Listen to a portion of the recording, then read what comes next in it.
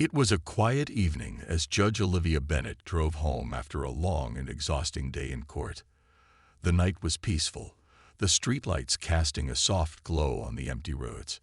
Olivia, dressed in a professional suit and still wearing her courtroom demeanor, hummed softly to the jazz music playing on her car radio. She loved these late-night drives, a chance to decompress after a day of intense deliberations and decisions. As she neared her neighborhood, a sudden flash of red and blue lights appeared in her rearview mirror. Startled, she glanced at her speedometer. It was well within the limit. Confused but calm, she signaled and pulled over to the side of the road. She turned off the music, lowered her window, and waited for the officer to approach. The officer, a middle-aged man with a stern expression, walked up to her car. He shone his flashlight into the vehicle, glancing around as if searching for something suspicious. "License and registration," he barked, his tone cold and authoritative.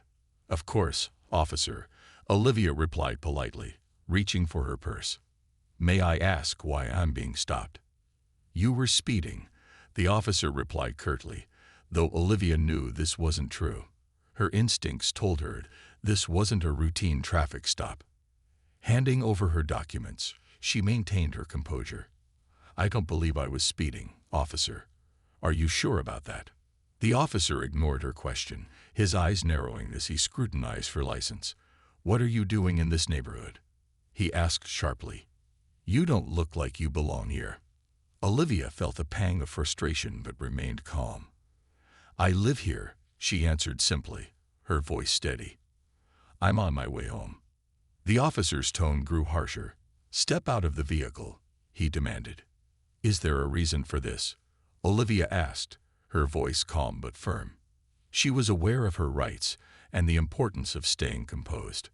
"Step out of the car," the officer repeated, his voice louder this time, drawing the attention of a few passers-by who had started to slow down to see what was happening.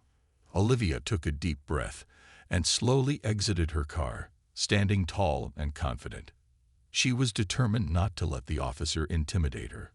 "I'd like to know why you're asking me to step out," she said firmly. The officer didn't respond directly. Instead, he began questioning her presence in the area, hinting that she didn't belong in the affluent neighborhood. Olivia realized what was happening. This wasn't about speeding or any other traffic violation. It was about prejudice. As a small crowd began to gather, some pulling out their phones to record the interaction, Olivia knew this moment could escalate quickly. But she also knew she had the power to handle it with dignity and grace. What the officer didn't realize was that the person he was trying to intimidate wasn't just anyone. Olivia Bennett was a judge, and this encounter was about to take an unexpected turn. As Olivia stood beside her car, the officer's flashlight continued to dart around, scanning the interior of her vehicle as if searching for something incriminating. The tension in the air was palpable, and Olivia could feel the eyes of the small crowd gathering nearby. A couple of bystanders whispered among themselves, their phones raised to record what was happening. She knew this wasn't just about her anymore. This moment had become something larger. "Why are you in this neighborhood at this hour?" the officer asked again, his tone sharp and condescending. He folded his arms, staring at her as if expecting her to admit to some wrongdoing. Olivia maintained her composure, her voice steady. "As I said, officer, I live here. Is there something else you'd like to ask?" Her calmness seemed to irritate him further. "Your answers aren't helping your case," he snapped. "People like you don't usually live around here." Olivia felt a pang of anger at the thinly veiled implication, but she refused to let it show. She had spent years learning to navigate situations like these with dignity and poise. "Officer," she said firmly, "I'd like to remind you that I've done nothing wrong. I've complied with your requests, and I'd like to know why you're continuing to question me." The officer seemed taken aback by her assertiveness, but before he could respond, another voice broke through the growing tension. "What's going on here?" A senior officer had arrived on the scene, summoned by one of the bystanders who had called the police station to report the escalating situation. The senior officer, an older man with a calm but authoritative presence, walked up to Olivia and the first officer. He quickly assessed the scene, the crowd, the recording phones, and Olivia's composed demeanor. "Ma'am, I'm Lieutenant Harris. Can you tell me what's happening here?" Olivia turned to him, her calm demeanor unwavering. "Thank you for coming, Lieutenant," she said. "I was pulled over for what I was told was speeding, though I wasn't speeding. Since then, I've been repeatedly questioned about why I'm in my own neighborhood." Lieutenant Harris' expression tightened as he turned to the first officer. "Did she present her license and registration?" "Yes, sir," the officer replied, though his voice lacked the confidence it had earlier. "Then why is she out of her vehicle?" the lieutenant asked, his tone firm. The first officer hesitated, mumbling something about suspicious behavior, but it was clear that his reasoning was crumbling under scrutiny. Olivia decided it was time to take control of the situation. Reaching into her bag, she pulled out her official identification and held it up. "I'm Judge Olivia Bennett," she said, her voice steady but powerful, "and I think we need to have a conversation about what just happened here." The crowd murmured in surprise, the phones capturing every moment. The first officer's face went pale, and even Lieutenant Harris seemed momentarily taken aback. The dynamic of the situation had shifted entirely, and Olivia could feel the weight of the moment. This was no longer just about her. It was about accountability, fairness, and standing up for what was right. The moment Olivia revealed her identity, the atmosphere around the scene shifted dramatically. The crowd, which had been murmuring in confusion, now erupted into whispers of surprise and approval. Some of the bystanders nodded, clearly impressed by her calm yet assertive demeanor. The first officer, who had been so authoritative just moments ago, now seemed visibly uncomfortable. His previously stern expression softened into one of unease as he realized the gravity of his actions. Lieutenant Harris took a step back, his gaze flicking between Olivia and the junior officer. "Judge Bennett," he said, his tone now much more respectful, "I apologize for this situation. Let me assure you, this is not how we conduct ourselves as representatives of the law." Olivia gave him a measured look, her voice remaining calm. "I'd like to believe that, Lieutenant. But tonight, I was pulled over without valid reason, questioned in a way that was inappropriate, and treated as though I didn't belong in my own neighborhood. That's a problem, not just for me, but for anyone who might face similar treatment." The lieutenant nodded, clearly understanding her point. "You're absolutely right, Judge Bennett. This will be addressed." Olivia turned her attention back to the first officer, her tone firm but not confrontational. "Officer, can you explain why I was asked to step out of my vehicle after I provided my license and registration? I'd like to hear your reasoning." The officer shifted uncomfortably, his hands fidgeting as he struggled to respond. I thought there might be something suspicious," he stammered, avoiding eye contact. "It's just protocol." "Protocol," Olivia repeated, raising an eyebrow. "I've been a judge long enough to know the law, officer, and what you did tonight was not protocol. It was profiling. Let's call it what it is." The crowd grew quieter, hanging on to every word as Olivia held the officer accountable. He glanced toward Lieutenant Harris, as though seeking support, but the lieutenant remained silent, letting Olivia speak. "This isn't just about me," she continued. "It's about how people are treated based on assumptions. Tonight, I had the privilege of being able to identify myself as a judge, but what if I hadn't? What if this had happened to someone without the means to defend themselves? Would they have been treated fairly?" The officer didn't respond, his head lowered slightly in acknowledgement of her words. Lieutenant Harris stepped forward, addressing both Olivia and the crowd. "Judge Bennett, I can't undo what happened tonight, but I can promise you this. There will be an internal review of this incident. And to the community here, I want to assure you that this is not the standard we stand for." Olivia nodded, appreciating his willingness to take responsibility. "I'll hold you to that, Lieutenant. Actions speak louder than words." With that, she turned back to her car, her calm composure intact. The crowd began to applaud softly, not for the resolution, but for Olivia's courage to stand her ground and demand accountability. As she drove away, she knew this wasn't the end. It was the beginning of a conversation that needed to happen, not just for her, but for everyone. The next morning, Olivia Bennet sat at her kitchen table, her coffee steaming in front of her as the events of the previous night replayed in her mind. She wasn't angry, she was determined.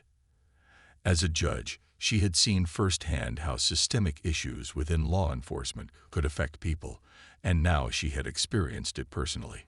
She knew she couldn't let this incident fade into the background. It was time to take action. Her phone buzzed, and she saw a message from her assistant, Clara. It included a link to a video of the incident that had been recorded by one of the bystanders.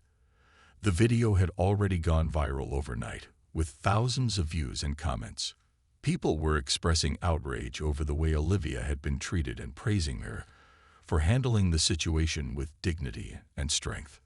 Judge Bennett, Clara's message read, "This is all over social media. People are calling for accountability. Let me know how you want to proceed." Olivia tapped her fingers on the table thoughtfully before picking up her phone to call Clara. "We're not going to let this just be a viral moment," she said. "This is a chance to start a real conversation about change." Within hours, Olivia had a plan in place. She contacted Lieutenant Harris to follow up on his promise of an internal review. To her surprise, he responded immediately, assuring her that the officer involved was being investigated and that the department was committed to addressing the issue. "We've already started discussions about implementing new training programs," Harris told her over the phone. "Bias training, de-escalation tactics, and stricter protocols for traffic stops. This is something we're taking very seriously." Olivia appreciated his quick response, but she knew this was just the first step. She decided to go public with her story, not for sympathy, but to bring attention to the broader issues of bias and inequality in law enforcement. She reached out to a journalist she trusted, someone known for reporting on social justice issues, and agreed to an interview. In the interview, Olivia spoke openly about her experience. She described the stop, the officer's behavior, and the assumptions he had made about her. But she also emphasized the larger picture. "This isn't just about me," she said. "It's about anyone who has been judged unfairly because of their race, their gender, or their background. It's about creating systems where everyone is treated with respect and dignity." The story gained national attention, sparking discussions on news channels and social media. Advocacy groups reached out to Olivia, thanking her for using her platform to address such a critical issue. She began collaborating with these groups, as well as legal and law enforcement professionals, to develop recommendations for policy changes. Meanwhile, the officer involved in the incident was placed on administrative leave. Olivia didn't celebrate this. It wasn't about punishment for her. It was about ensuring no one else had to endure what she had. Her focus remained on long-term solutions. By the end of the day, Olivia felt a sense of purpose. She hadn't asked for this role, but she knew she was in a unique position to make a difference, and she wasn't going to let the opportunity slip away. This was just the beginning of a much bigger fight for justice and equality. The days following Olivia's viral story were a whirlwind of activity. News outlets continued to cover the incident, with commentators praising her calm demeanor and using her experience to highlight the broader issue of racial profiling. Olivia received countless messages of support from people across the country, some thanking her for speaking out, others sharing their own painful encounters with law enforcement. Despite the attention, Olivia remained focused on creating meaningful change. She scheduled meetings with local community leaders, law enforcement officials, and legal advocates to discuss actionable solutions. She wanted to ensure this wasn't just another story that faded away after a few news cycles. One of her first meetings was with Lieutenant Harris. They met at a neutral location, a community center where local leaders often held discussions. Harris looked slightly nervous as he greeted Olivia, but she smiled warmly, extending her hand. "Thank you for meeting me, Lieutenant," she said. "I appreciate your willingness to address this issue." Harris nodded, his tone sincere. "Judge Bennett, I'll be honest. This incident has been an eye-opener for our department. We've started reviewing our procedures, and I'd like to hear your thoughts on how we can improve." The two sat down, joined by community leaders who had also been invited to share their perspectives. Olivia listened carefully as Harris outlined the steps the department was taking, implementing mandatory bias training, setting clearer guidelines for traffic stops, and increasing accountability for officers who violated protocols. "These are good first steps," Olivia said thoughtfully. "But change has to go deeper. It's not just about training. It's about creating a culture of respect and fairness. That starts at the top." The community leaders nodded in agreement. One of them, a pastor named Reverend James, spoke up. "We need regular dialogue between the police and the community. Trust is built through communication, not just policies." Olivia agreed. "I'd also recommend creating a civilian oversight board. People need to know there's an impartial body they can turn to if they feel they've been treated unfairly." Harris took notes, nodding as he listened. "That's a great idea. We've been considering something similar, but hearing it from you and the community gives it more weight." As the meeting ended, Olivia felt a sense of cautious optimism. It was clear that the department was willing to make changes, but she knew there was still a long road ahead. "This is just the beginning," she said to Harris as they shook hands. "The real test will be how these changes are implemented." Meanwhile, Olivia's story continued to resonate with the public. Advocacy groups organized events and forums inspired by her experience, inviting her to speak and share her insights. At one such event, Olivia addressed a crowd of students, encouraging them to stand up for their rights and work toward a fairer society. "This isn't just about my experience," she told them. "It's about what we can do together to ensure no one else has to face what I did. Change starts with all of us." The students applauded, their faces full of hope and determination. Olivia left the event feeling inspired, knowing that her efforts were planting seeds for a better future. It wasn't just about the immediate changes. It was about creating a legacy of justice and equality that would last for generations. In the weeks following the incident, Olivia Bennett's life became a mix of her usual judicial duties and her new role as a vocal advocate for justice reform. The public's interest in her story hadn't faded. Instead, it had sparked a national conversation. People from different walks of life were stepping forward, sharing their own stories of unfair treatment, and calling for change. Olivia felt the weight of their trust and knew she had a responsibility to keep pushing for progress. One afternoon, Olivia attended a town hall meeting organized by local leaders. The room was packed with community members, police officers, and activists. It was a rare gathering where everyone, despite their differences, had come together to discuss solutions. Olivia was invited to speak first, and as she stood at the podium, the room grew silent. "Good afternoon," she began, her voice steady and warm. "I stand before you today, not just as a judge, but as a member of this community. What happened to me was a personal experience, but it's a reflection of a much larger issue, one that affects countless people across this country." She paused, letting her words sink in. "We're not here to point fingers or assign blame. We're here to find solutions, real solutions that ensure every person, regardless of their background, is treated with dignity and respect."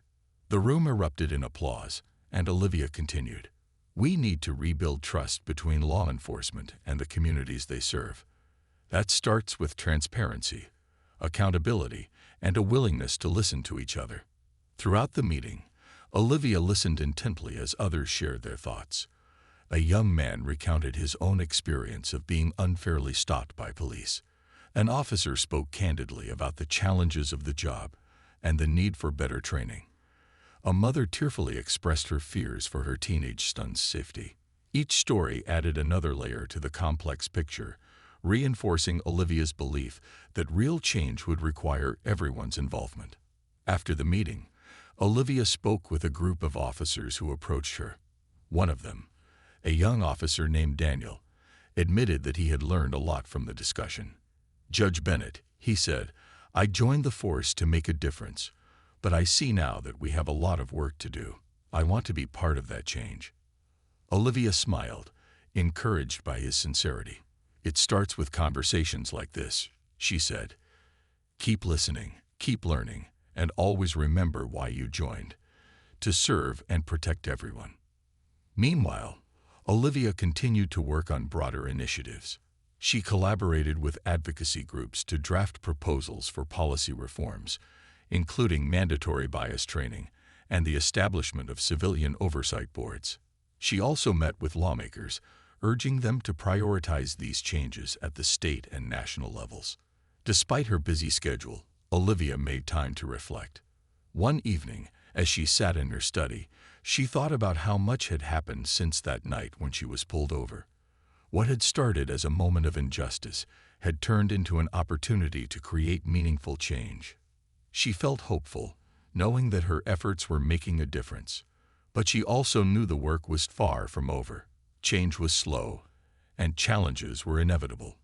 Yet Olivia remained determined. She wasn't just fighting for herself.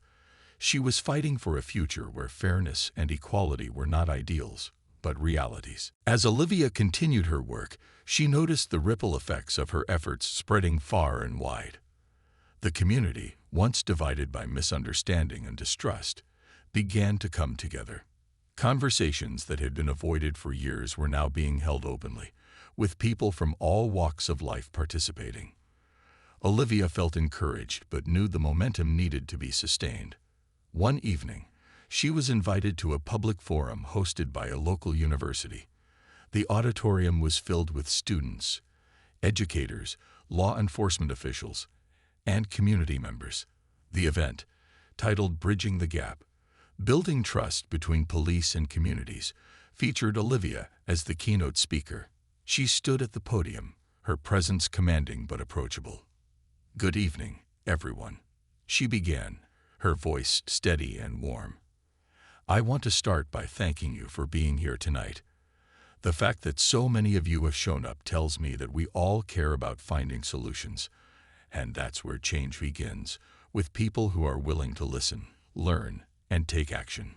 She shared her story, not as a tale of victimhood, but as an example of the challenges that still existed in society. "What happened to me could happen to anyone," she said. "The only difference is that I had the privilege and platform to address it.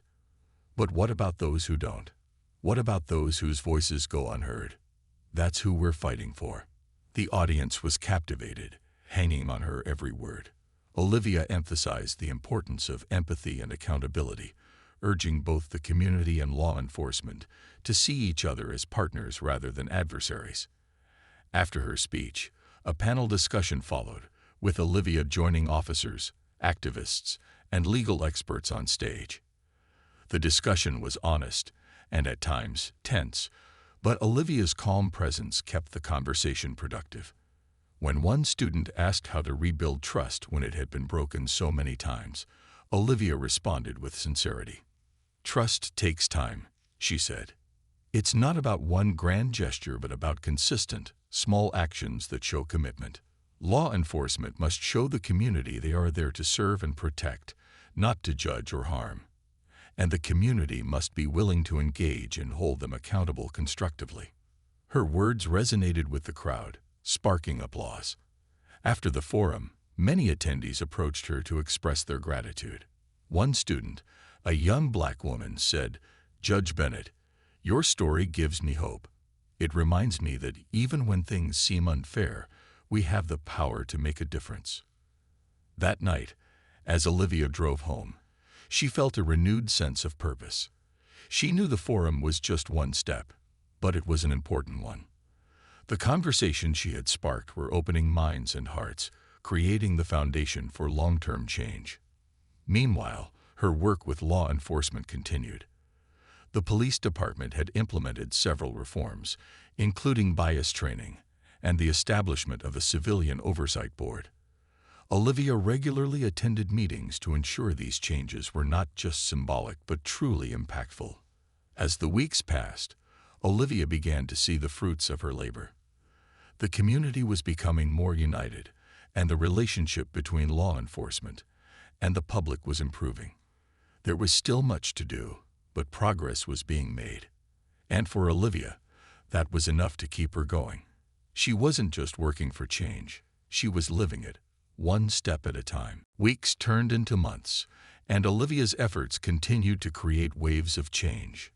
Her story had not only inspired her local community, but had also reached national audiences. News outlets regularly highlighted the initiatives she had started, and her speeches at forums and universities had ignited important conversations across the country. Yet for Olivia, the most meaningful changes were happening right in her own city. One day, Olivia was invited to observe a new bias training program that the police department had implemented as part of the reforms she had advocated for. The training room was filled with officers of all ranks, and the atmosphere was serious but open. Olivia sat in the back, quietly observing as the instructor led discussions about implicit bias, de-escalation techniques, and the importance of community engagement. During a role-playing exercise, Olivia watched as a young officer struggled to see a situation from a civilian's perspective. The instructor paused the exercise, asking the officer to reflect on what assumptions he had made and why. The moment was tense, but the officer eventually acknowledged his biases, sparking a meaningful discussion among the group. After the session, Lieutenant Harris approached Olivia. "It's not perfect," he admitted, "but it's a start. These conversations are difficult, but they're necessary." Olivia nodded. "That's all we can ask for, to start.